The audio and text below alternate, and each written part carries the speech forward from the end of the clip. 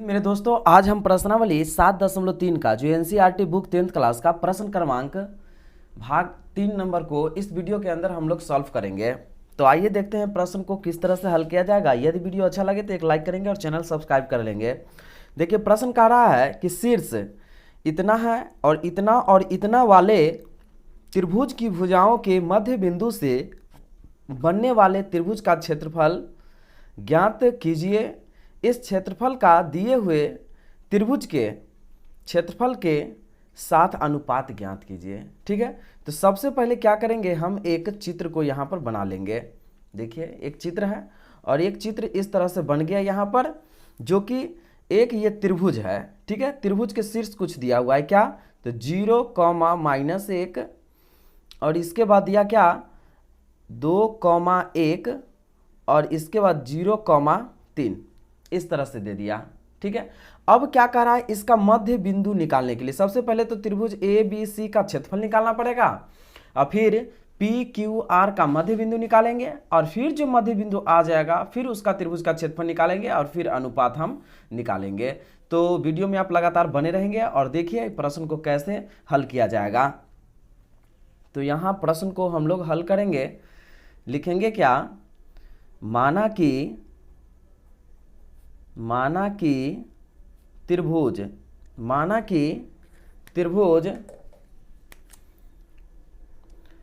ए 0, B 2, सी 0, 3 के भुजाओं से त्रिभुज का क्षेत्रफल निकालने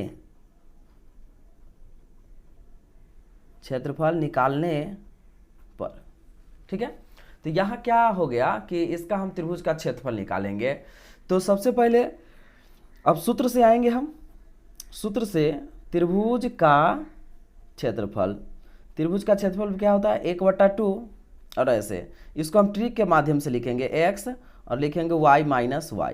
ठीक है, फिर लिखेंगे प्लस x, फिर लिखेंगे y - y, फिर प्लस x y - y। इस तरह से हम लिख लिए ट्रिक के माध्यम से, इतना लिख लिए। और इतना लिखने के बाद अब क्या करना है हमको, यहाँ इसमें हमको अब यहाँ क्या कर लेना है, सबसे पहले यहाँ देखेंगे। अब देखिए, यहाँ जो एक छोटा सा एक यहाँ पर बना हुआ है और इस माध्यम से हम क्या करेंगे, सूत्र को लिख लेंगे। तो कहाँ से शुरू करेंगे, 1 2 3 लिखेंगे, 1 2 3 1 से शुरू किए थे, अब लिखेंगे 2 3 1 लिखेंगे, 2 3 1 2 3 1 हो गया। अब 3 से शुरू करेंगे, 3 1 2 लिखेंगे, 3 1 2। इस तरह से यहाँ पर हमको क्या हो गया, x1 y1 x2 y3 ये सब हमको पता हो गया। अब क्या करना पड़ेगा, यहाँ से हम x1 y1 x3 ले लेते हैं। क्या लिखेंगे, यहाँ x1 ये होगा, ये y1 हो जाएगा। ठीक है, यहाँ x2 हो जाएगा, यहाँ y2 हो जाएगा, यहाँ x3 हो जाएगा, यहाँ y3 हो जाएगा। इस तरह से जब इस तरह से हो जाएगा, अब इसके बाद हमको क्या करना है, यहाँ पर इसको हम अब बैठा लेते हैं। 1/2 हो गया और x1 कितना हो गया 0 और कोष्ट में लेंगे तो y2 कितना हो जाएगा, y2 हो जाएगा 1 और माइनस y3 3 हो गया, फिर प्लस x2 कितना हो गया 2 कोष्ट में, y3 कितना 3 माइनस y1 कितना हो गया -1 का ऐसे। ठीक है, और फिर हम लिखेंगे प्लस x3 कितना हो गया 0 और फिर y1 कितना हो जाएगा -1 और माइनस y2 कितना हो जाएगा तो 1। अब इस तरह से हो गया। ठीक है, ऐसे हो गया। अब लिखेंगे 1/2 0 गुने, इसको जब घटाएंगे तो -2 हो जाएगा, फिर प्लस 2 गुने, अब देखिए यहाँ क्या होगा, माइनस माइनस प्लस हो जाएगा। ठीक है, तो 3 1 कितना हो जाएगा 4, फिर प्लस 0 गुने, यहाँ क्या हो जाएगा, तो यहाँ हो जाएगा -2 इस तरह से। ठीक है, अब लिखेंगे फिर 1/2 और यहाँ क्या होगा 0 प्लस ये क्या होगा 2 चौक 8 हो गया, फिर प्लस ये 0। अब क्या लिखेंगे 1/2 गुने ये 8, इसको काट देंगे कि ना 4 मरतबे में, तो क्या हो गया 4 वर्ग इकाई। ये हमको त्रिभुज ABC का क्षेत्रफल ज्ञात हो गया, ठीक है ना। अब त्रिभुज ABC का क्षेत्रफल ज्ञात हो गया। अब हमें क्या करना है, यहाँ पर सबका मध्य बिंदु हमको ज्ञात करना है, ठीक है ना। यहाँ पर सभी का मध्य बिंदु ज्ञात करना है, जैसे P, Q, R ये सब का मध्य बिंदु। तो अब हम क्या करेंगे, यहाँ पर लिखेंगे अब P का मध्य बिंदु, ठीक है। अब P का मध्य बिंदु निकाल लेंगे हम। तो P का मध्य बिंदु क्या होगा, सूत्र क्या होता है, x1 प्लस x2 बटे 2 और फिर क्या होगा y1 प्लस y2 बटे 2। ये क्या हो जाता है, सूत्र हो जाता है, ठीक है ना। अब यहाँ से हम इसको ज्ञात करेंगे। तो यहाँ देखिए पहले हम किसके निकालेंगे, पहले P के मध्य बिंदु निकालते हैं। तो ये AB में निकालेंगे, ये x1 होगा, ये x1 होगा, ये y1 हुआ, ये x2, ये y2। तो यहाँ हम लिखेंगे अब 0 प्लस क्या लिखेंगे 2 बटे 2 और फिर क्या लिखेंगे -1 प्लस 1 बटे 2। अब यहाँ पर क्या हो जाएगा, अब हम आगे की ओर जब लिखेंगे तो यहाँ हमको हो जाना चाहिए, इस तरह से आएंगे और 1 मिनट यहाँ हम चलेंगे। तो अब यहाँ पर क्या हो जाएगा 2 बटे 2 और कॉमा 0 बटे 2। तो अब क्या हो जाएगा 2 एकम 2 और ये 0, तो 1 कॉमा 0 ये हो गया, ठीक है। अब हम किसके मध्य बिंदु निकालेंगे, तो अब हम निकाल लेते हैं क्या, Q के मध्य बिंदु। Q के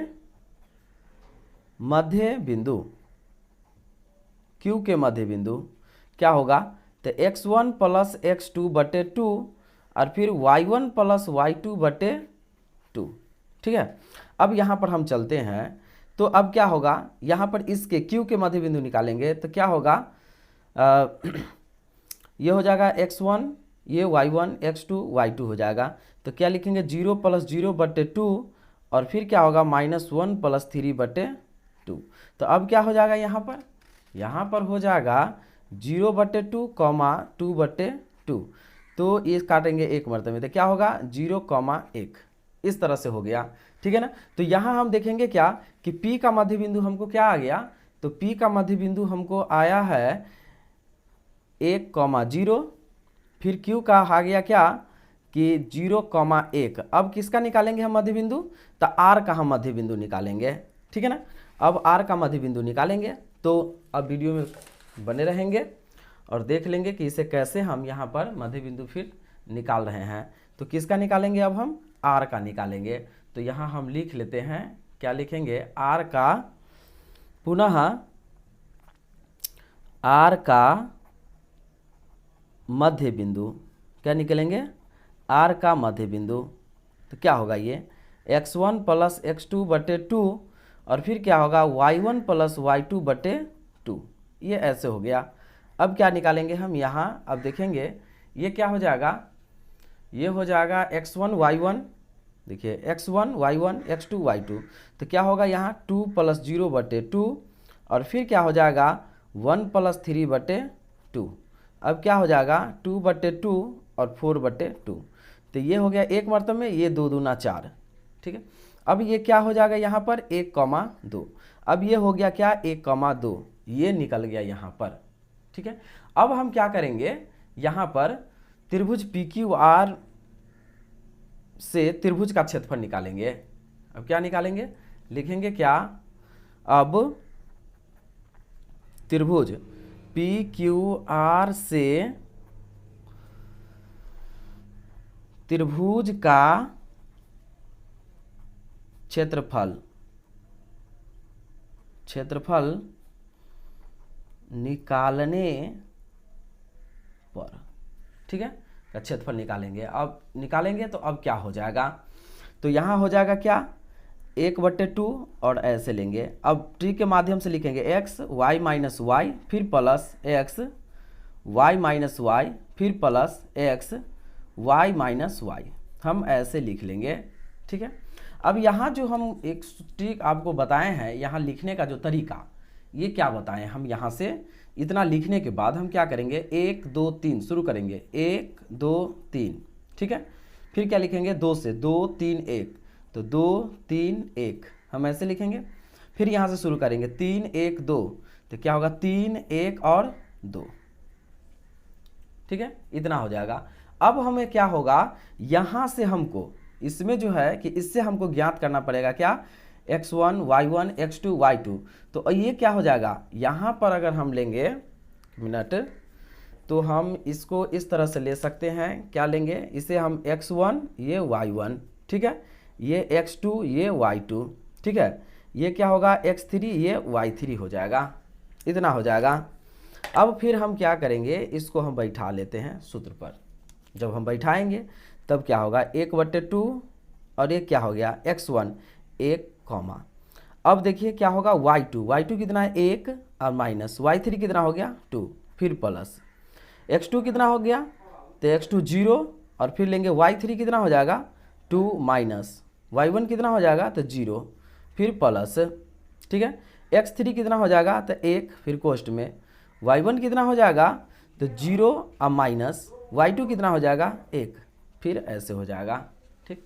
यहाँ हम ले लेंगे, यहाँ लेने के बाद अब हम क्या करेंगे, फिर 1/2 और ऐसे 1 गुने, इसको जब गुना करेंगे क्या हो जाएगा, तो इसको घटाएंगे -1 हो जाएगा, फिर प्लस 0 गुने ये 2 हो जाएगा, फिर प्लस क्या होगा 1 गुने और ये क्या हो जाएगा -1, इस तरह से हो गया।